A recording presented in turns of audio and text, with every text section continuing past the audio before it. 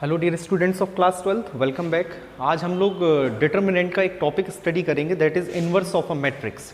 Determinant के अंदर ही आता है इनवर्स ऑफ अ मैट्रिक्स। यहाँ पे इनवर्स ऑफ मैट्रिक्स निकालने का तरीका आपको सिखाया जाएगा with the help of adjoint. तो सबसे पहले तो हमें ये पता होना चाहिए कि हमने थर्ड चैप्टर में जो पढ़ा था, हमने पढ़ा था कि it is not necessary that every square matrix has its inverse. जरूरी नहीं है कि हर स्क्वायर मैट्रिक्स का इनवर्स आ ही जाए। तो जो हमने थर्ड चैप्टर में स्टडी किया था उसमें हमने देखा था कि if a row or a column of a matrix, if all the elements of a row or column of a matrix become zero, its inverse does not exist. अब चूंकि यहाँ पे एलिमेंट्री ट्रांसफॉर्मेशन तो हम करने नहीं जा रहे हैं, तो हम यहाँ पे वो डिसाइड नहीं कर पाएंगे कि एक रो या एक कॉलम के सारे एलिमेंट जीरो हो गए तो मैट्रिक्स का इनवर्स एग्जिस्ट नहीं करेगा। तो यहाँ पे क्या तरीका आने वाला है, तो मैं आपको बता दूं यहाँ पे कि एक मैट्रिक्स का इनवर्स एग्जिस्ट तभी करता है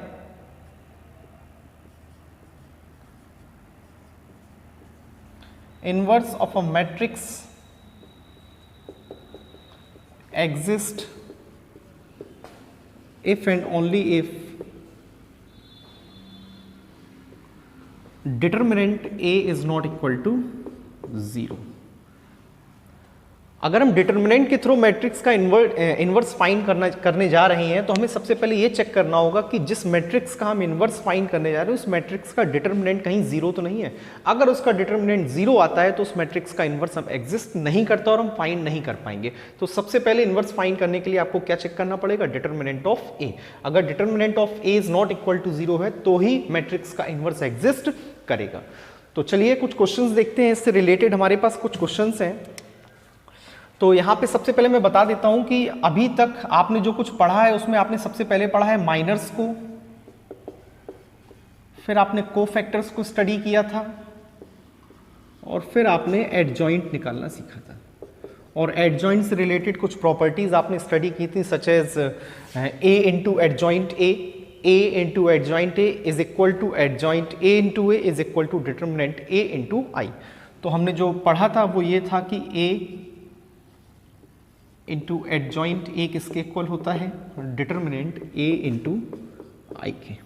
तो सबसे पहले इस प्रॉपर्टी को हम लोग थोड़ा सा चेक कर लेंगे कि इस प्रॉपर्टी में हम लोग ये जो प्रॉपर्टीज को वेरीफाई करेंगे थ्रू एन एग्जांपल। तो एग्जांपल मैं यहाँ पे लेके आया हूँ, तो एग्जांपल आपके सामने नोट कर दे रहा हूँ कि क्या एग्जांपल है। हमारे पास एक मैट्रिक्स है, स्क्वायर मैट्रिक्स है जो 3x3 ऑर्डर की है।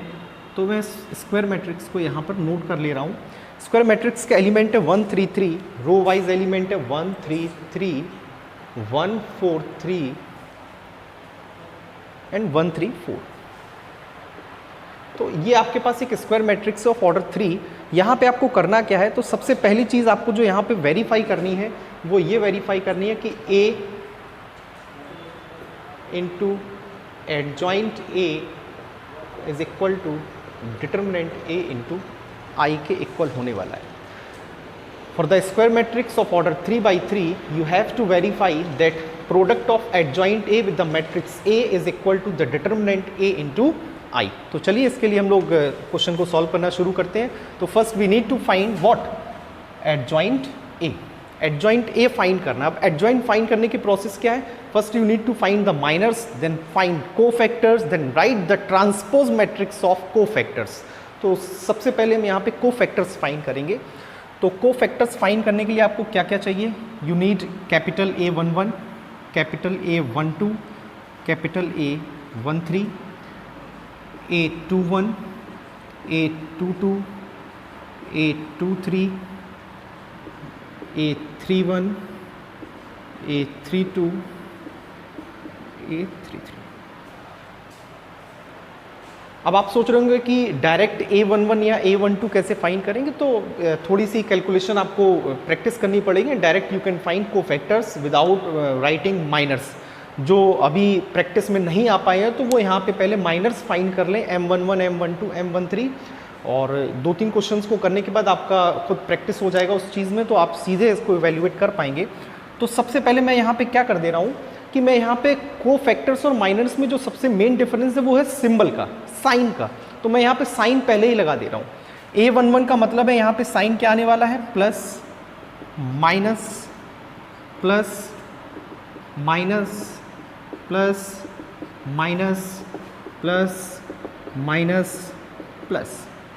एक तरीके से आप इसे शॉर्टकट भी बोल सकते हैं डायरेक्ट को फैक्टर्स फाइंड करने का। मैंने प्लस माइनस किसके अकॉर्डिंग लगाए हैं, 1 1 2 सम हो रहा है, जहाँ सम इवन होगा वहाँ प्लस सिंबल आ जाएगा, जहाँ सम ऑड होगा वहाँ आपका नेगेटिव आ जाएगा। तो चलिए को फैक्टर्स निकालते हैं। A11 ये डिलीट हो चुका है, ये डिलीट हो चुका है, 4 4 16 माइनस 9 7 आ चुका है।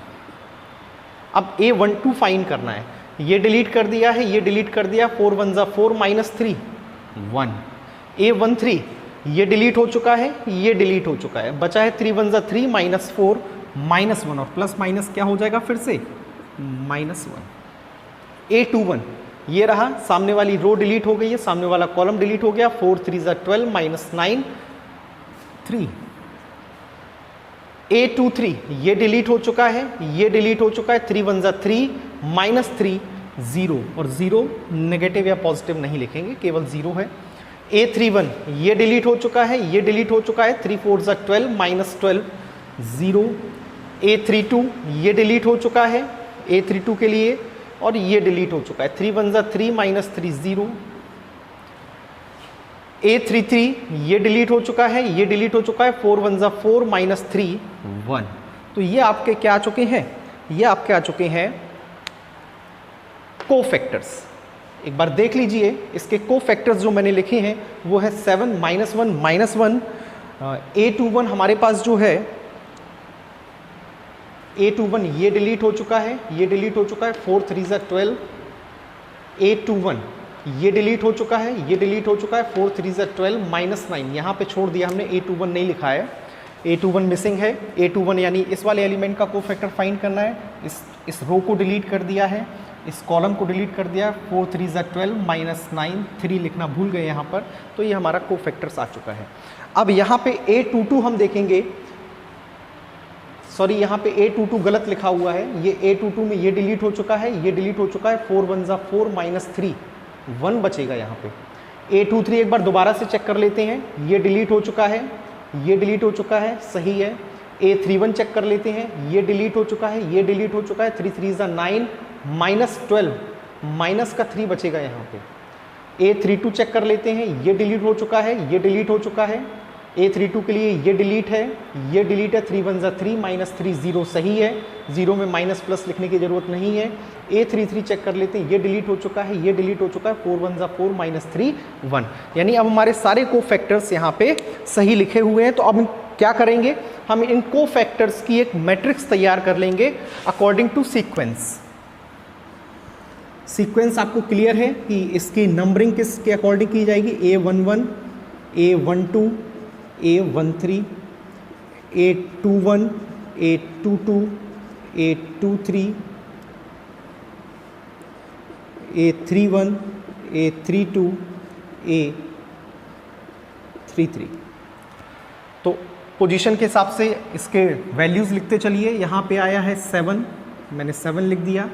A12 आया हमारा -1, A13 आया है -1, A21 हमारे पास आया है -3, A22 आया है +1, A23 आया है 0, A31 आया है हमारे पास -3, A32 आया है 0 और A33 आया है +1। तो हमने यहाँ पे एक मैट्रिक्स लिख ली है जो कोफैक्टर्स की मैट्रिक्स है। अब एडजॉइंट अगर आपको चाहिए तो क्या करना होगा, आप कोफैक्टर्स का ट्रांसपोज कर दीजिए। यानी मैं इस मैट्रिक्स का ट्रांसपोज कर दे रहा हूँ तो मुझे सीधे सीधे क्या मिल जाएगा, एडजॉइंट की मैट्रिक्स। तो मैं ट्रांसपोज कर रहा हूँ, कॉलम को रो में चेंज कर रहा हूँ। तो पहली रो बन चुकी है अब 7 -3 दूसरा कॉलम बन गया है, दूसरी रो -1 1 0 एंड तीसरा कॉलम बन गया है, तीसरी रो -1 0 +1। तो ये आपकी जो है एडजॉइंट की मैट्रिक्स आ चुकी है। इस एडजॉइंट की मैट्रिक्स को आप चेक कर सकते हैं कि ये किसका ट्रांसपोज है, ये हमारी कोफैक्टर्स की मैट्रिक्स का एक ट्रांसपोज लिखा हुआ है। तो चलिए आगे बढ़ते हैं। अब हम क्या करेंगे, प्रॉपर्टी को वेरीफाई करेंगे। प्रॉपर्टी क्या है हमारी कि आप एडजॉइंट ए की मैट्रिक्स में ए का मल्टीप्लाई करिए। तो हम ए का मल्टीप्लाई करते हैं एडजॉइंट ए में। तो मैं ये रफ कर दे रहा हूं और केवल यहां पे लिखा रहेगा एडजॉइंट की मैट्रिक्स और उसमें मैं मल्टीप्लाई करने जा रहा हूँ मैट्रिक्स ए से। तो ए इंटू एडजॉइंट ए,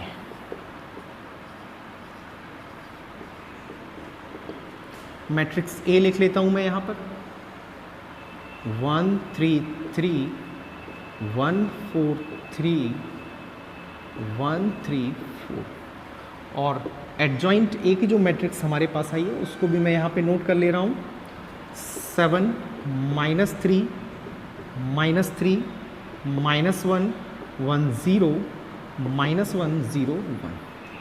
तो यहाँ पे हमारे पास एक प्रोडक्ट है दो मैट्रिक्स का, तो प्रोडक्ट शुरू करते हैं। अब ये एडजॉइंट की मैट्रिक्स यहाँ से हटा दे रहे हैं।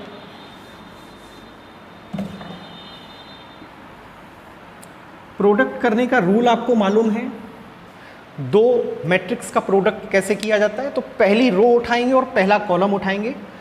तो 7 1 7 -3 4 -3 1। अब पहली रो दूसरा कॉलम -3 +3 0 0। पहली रो तीसरा कॉलम -3 +0 +3, क्या आ रहा है आपके पास -3 +0 +3, तो ये कैंसिल हो गया, यानी तीसरा एलिमेंट भी क्या आ गया है हमारे पास 0। अब हम उठाएंगे दूसरी रो को और इसका तीनों कॉलम के साथ मल्टीप्लाई करेंगे। तो 1 7 7 -4 -3, क्या आया है 7 -4 -3, तो ये क्या देगा आपको 0। दूसरी रो दूसरा कॉलम आप यहाँ पे पिक करेंगे तो -3 +4 -3 +4 +0, क्या आया है -3 +4 +0। चेक करिए ये कितना आएगा 1 आएगा। अब अगली कैलकुलेशन को उठाते हैं। दूसरी रो तीसरा कॉलम -3 +0 +3 -3 +0 +3, कितना आ रहा है 0। अब तीसरी रो को उठाएंगे पहले कॉलम के साथ, फिर सेकंड कॉलम के साथ, फिर थर्ड कॉलम के साथ। 7 -3 -4, 7 -3 -4 कितना आ रहा है 0। तीसरी रो दूसरा कॉलम उठाइए -3 +3 0 -3 +3 0, कितना रिजल्ट आ रहा है 0। अब तीसरी रो तीसरा कॉलम -3 +0 +4 -3 +0 +4, रिजल्ट आया आपके पास 1। तो यहाँ पे आपने क्या देखा कि A इंटू एडजॉइंट A का प्रोडक्ट क्या आया है, एक आइडेंटिटी मैट्रिक्स आई है ऑफ ऑर्डर 3। यहाँ तक क्लियर है। तो जरा चेक करिए कि इसका RHS क्या है, डिटर्मिनेंट A इंटू आई। अब हमें यहाँ पे LHS तो हमने फाइन कर लिया है, LHS हमारा आ चुका है। अब हम यहाँ पे RHS फाइन करने जा रहे हैं। तो शॉर्ट में देखेंगे RHS बहुत छोटा है, तो यहाँ पे देख लेते हैं RHS को हम लोग। तो RHS को जब आप यहाँ पे देखेंगे तो RHS हमारे पास है डिटर्मिनेंट A इंटू आई। तो यानी we need to find determinant A of matrix A। हमें A मैट्रिक्स का डिटर्मिनेंट फाइंड करना है। तो मैं यहाँ पे आपको डिटर्मिनेंट फाइंड करके दिखा दे रहा हूँ कि डिटर्मिनेंट A कितना आने वाला है हमारे पास। एक्सपेंड कर रहे हैं अलोंग R1, हम इस मैट्रिक्स को R1 के अलोंग एक्सपेंड कर रहे हैं। तो 1 ये खत्म हो गया, ये खत्म हो गया, 4 4 16 -9 7 माइनस, अल्टरनेटिवली प्लस माइनस चलेगा। दूसरा एलिमेंट है हमारे पास 3, ब्रैकेट लगाया हमने यहाँ पे, ये डिलीट कर दिया है, ये डिलीट कर दिया, 4 1 जा ये डिलीट कर दिया है, ये डिलीट कर दिया, 4 1 जा 4 -3 1, 4 -3 हम यहाँ पे डायरेक्ट 1 लिख दे रहे हैं, +3 ये डिलीट हो चुका है, ये डिलीट हो चुका है, 3 1 जा 3 -4 -1।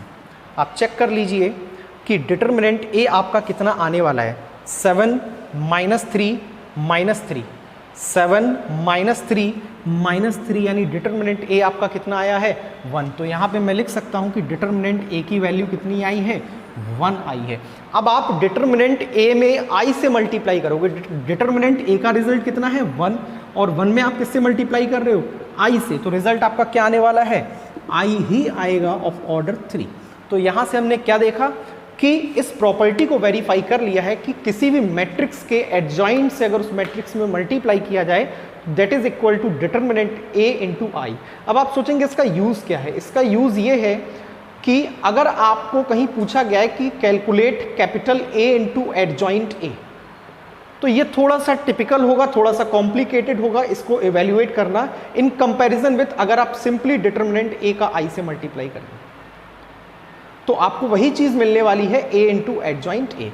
यूज देखिए, एग्जाम्पल ने आपको ये इंडिकेट किया है कि आप इस मेथड के थ्रू क्या चीज फाइंड कर सकते हो। तो बोथ आर इक्वल क्वांटिटीज। आप ए इंटू एडजॉइंट ए ना फाइंड करके सीधे सीधे क्या फाइंड कर सकते हैं, डिटर्मिनेंट ए इंटू आई। तो आई होप क्वेश्चन आपको क्लियर हो गया होगा, आप इसे नोट भी कर सकते हैं। मूव करते हैं अगले क्वेश्चन की तरफ। अगला क्वेश्चन क्या है हमारा, तो अगला क्वेश्चन जो है वो हमारा इनवर्स से रिलेटेड है। हम यहाँ पे एक मैट्रिक्स का इनवर्स फाइंड करेंगे यूजिंग एडजॉइंट। तो चलिए देखते हैं इनवर्स कैसे फाइंड करेंगे। सबसे पहले मैं यहाँ पे एक क्वेश्चन लिख ले रहा हूँ। क्वेश्चन है हमारे पास, एक मैट्रिक्स हमें दी गई है ए जो ऑर्डर 2 की है, जिसके एलिमेंट्स है हमारे पास 2 3 1 -4। ये मैंने मैट्रिक्स ए के एलिमेंट्स लिख लिए हैं।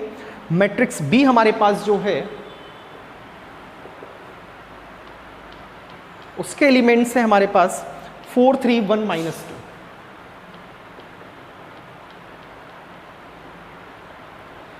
क्या बोला गया क्वेश्चन में हमसे, क्वेश्चन में कहा गया है कि वेरीफाई करना है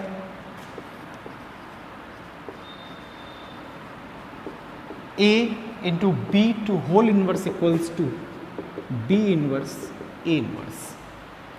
हमें वेरीफाई करना है कि ए बी के इनवर्स को जो है बी इनवर्स ए इनवर्स के इक्वल लिखा जा सकता है। तो चलिए इसके लिए क्या काम करना होगा, पहले प्लानिंग कर लेते हैं।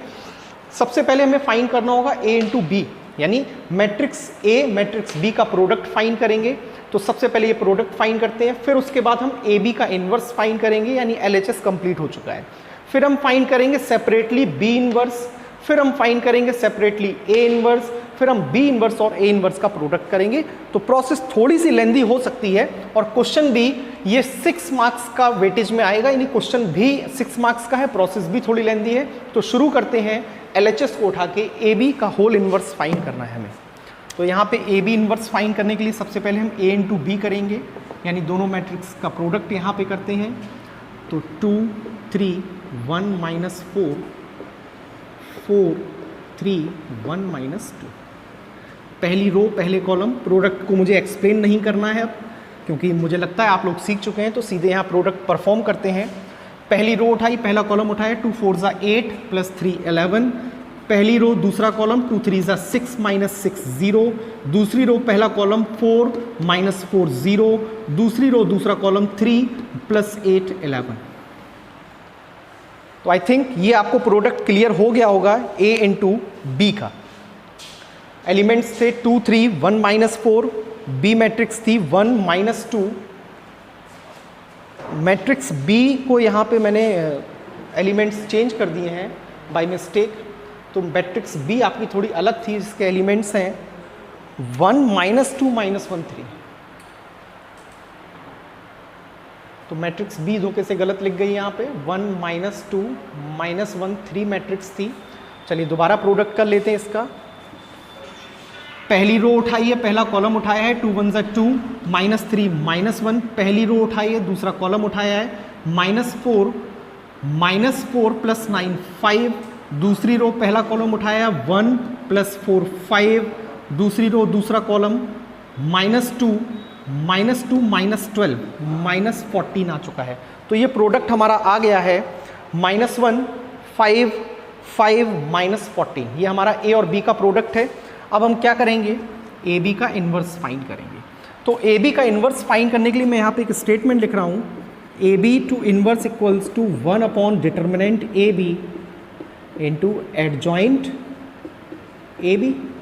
यही तो प्रोसेस थी हमारी। किसी भी मैट्रिक्स का इन्वर्स फाइंड करना है तो फॉर्मूला था A inverse equals to 1 upon determinant A into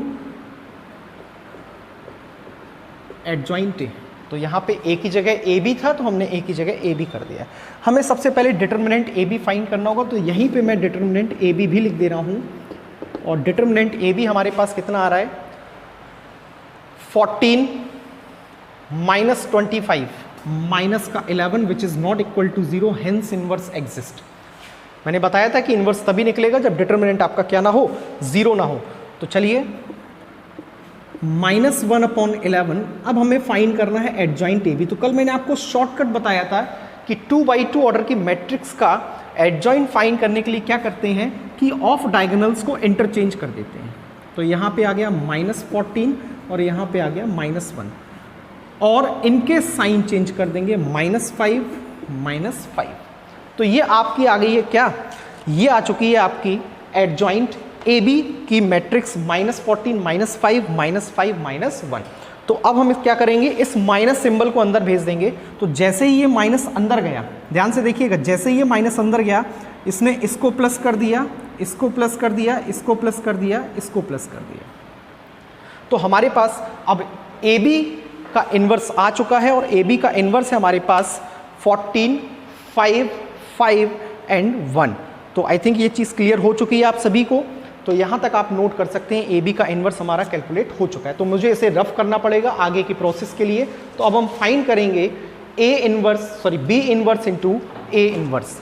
चलिए देखते हैं। तो आई थिंक इसे रफ कर देते हैं और ये आप नोट कर सकते हैं।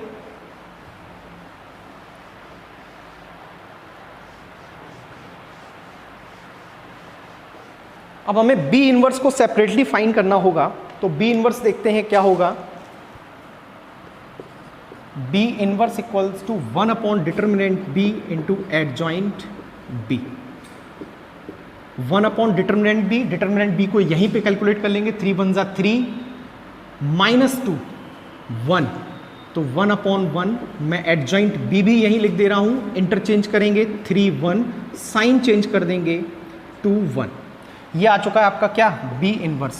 सिमिलरली ए इन्वर्स फाइंड करेंगे। ए इन्वर्स के लिए मुझे डिटर्मिनेंट ए फाइंड करना होगा। तो मैं यहाँ फॉर्मूला लिख ले रहा हूँ, 1 determinant A into adjoint A. Determinant A निकाल लीजिए यहाँ पे आप, -8 -3 -11, तो -1/11 एडजॉइंट ए यहाँ पे नोट कर ले रहा हूँ मैं। इंटरचेंज कर रहा हूँ, -4 2 -3 -1। हमारे पास बी इन्वर्स आ चुका है, ए इन्वर्स आ चुका है। अब हम यहाँ पे दोनों के प्रोडक्ट परफॉर्म करेंगे, that is B inverse A inverse. I think ये आ रहा होगा, दिखाई दे रहा होगा आप लोगों को। B inverse into A inverse, हमारे पास बी इन्वर्स लिखा हुआ है यहाँ पर 3 2 1 1, और यहीं पर मैं ए इन्वर्स लिख दे रहा हूँ छोटे से, -4 -3 -1 एंड 2। और जो 1/11 था, उस 1/11 को -1/11 को मैंने कहाँ लिख दिया है, सबसे बाहर, क्योंकि एक स्केलर क्वांटिटी है, बाहर मेंशन की जा सकती है। तो अब आपका काम है कि आप इसका प्रोडक्ट करिए and check whether it is equal to A B inverse और नॉट। तो आई होप ये बराबर है, और मुझे लगता भी है कि आपका भी कैलकुलेशन सही निकलेगा। तो ए बी के इन्वर्स के बराबर अगर आपका ये रिजल्ट आता है, तो we have proved that B inverse A inverse equals to A B to whole inverse. तो थैंक यू गाइज। आगे की exercise 4.5, I think most of the questions are based on the concepts that I have taught today or I have taught yesterday. So try to perform questions as much as possible, and if there is any doubt you can ask me in comment box or in WhatsApp. Thank you students.